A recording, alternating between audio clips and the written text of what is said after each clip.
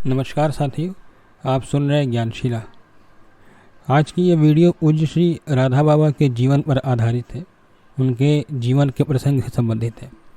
तो आइए इस वीडियो को शुरू करते हैं। बाबा नियमतः प्रतिदिन गंगा स्नान के लिए जाया करते थे। साधक, संत अथवा सिद्ध सभी के लिए भगवती गंगा नित्य वंदनीय है।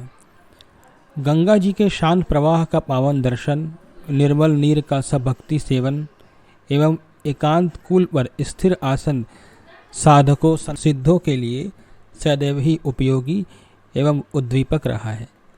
गंगा तीर के पुनीत वातावरण में ब्रह्म चिंतन, भगवद अर्चन, साधन भजन आदि सहज संभव बन जाते। जब बाबा गंगा स्नान के लिए जाते थे तो किसी अचिंत्य विधान से सदा ही ऐसे श्रेष्ठ संत अथवा साधु विचारक या सात्विक पंडित अथवा विरक्त सन्यासी मिल जाया करते थे, जिनसे पर्याप्त समय तक सच्चर्चा हुआ करती थी।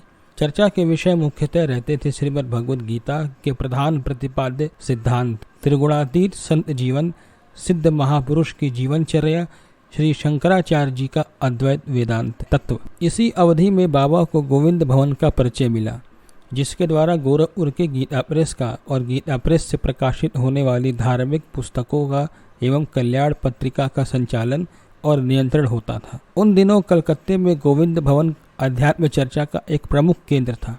गोविंद भवन में सत्संग की व्यवस्था सदा ही रहती थी, पर रविवार को विशेष रूप से पूज्य स्वामी श्री राम सुखदास जी महाराज के प्रवचन को सुनने के लिए न जाने कहां से श्रोतागण गोविंद भवन आया करते थे।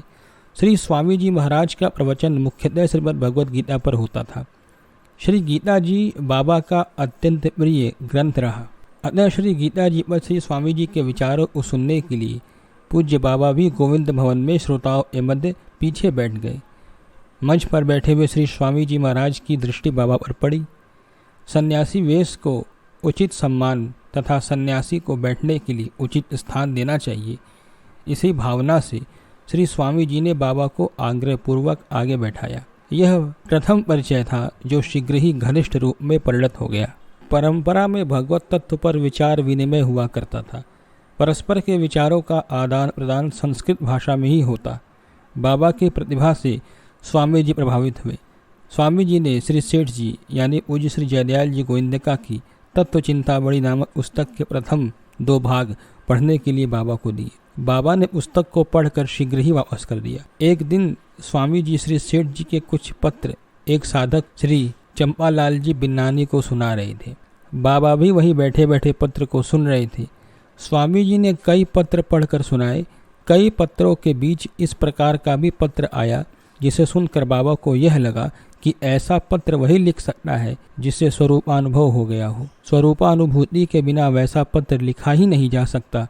बाबा ने स्वामी जी से पूछा, यह पत्र किसने लिखा है? स्वामी जी ने कहा, यह पत्र श्री सेठ जी का है। फिर बाबा ने पूछा, श्री सेठ जी कहाँ रहते हैं? स्वामी जी ने उत्तर दिया, वे तो बांकुड़ा रहते हैं। बाबा ने पूछा, यह बांकुड़ा कहाँ है? स्वामी जी ने बताया, बंगाल का ही एक नगर है, यहीं पर श्री सेठ जी का सारा व्यापार है। बाबा बोले कि मैं उनसे मिलना चाहता हूँ। स्वामी जी ने बताया कि आपके बांकुड़ा जाने की सारी व्यवस्था करवा दी जाएगी, आप कब जाना चाहते हैं? तो इस पर बाबा ने कहा, मैं तो आज ही जाना चाहता हूँ। जब मिलने की इच्छा जग गई तब फिर विलंब क्यों किया जाए? बाबा के इस उल्लास भरे उत्तर को सुनकर श्री स्वामी जी के नयनों में उत्फुल्लता छा गई।